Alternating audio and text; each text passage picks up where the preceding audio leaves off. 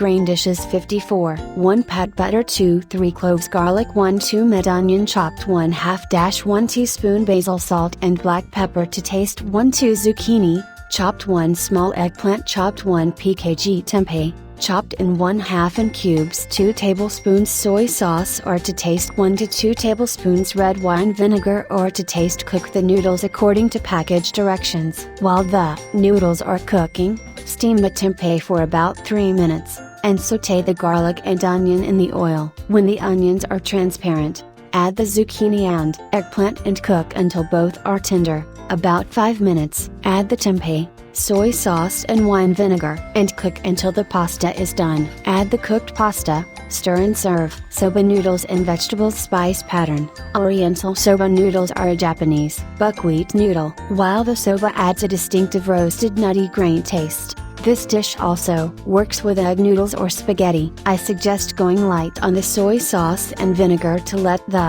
sautéed veggie taste come through. If you omit the soy sauce and vinegar and increase the butter, you get a dish that has a buttered pasta with veggies taste. That is also very good. 8 ounces soba or other noodles 2 tablespoons peanut oil 1 pat butter, optional, 2 cloves garlic 1/4 teaspoon dried red chilies, optional, or 1 to 2 teaspoons finely chopped ginger 1 mid onion chopped 1 zucchini chopped 1 to 2 tablespoons soy sauce or to taste 1 tablespoon red wine vinegar or to taste black pepper to taste chopped scallions to garnish, optional. Cook the noodles according to package directions. While the noodles are cooking, sauté the garlic, onion and chilies until onions are transparent. Add the zucchini and cook until tender, about 4 to 5 minutes. Add the cooked pasta and remaining seasonings, stir and serve.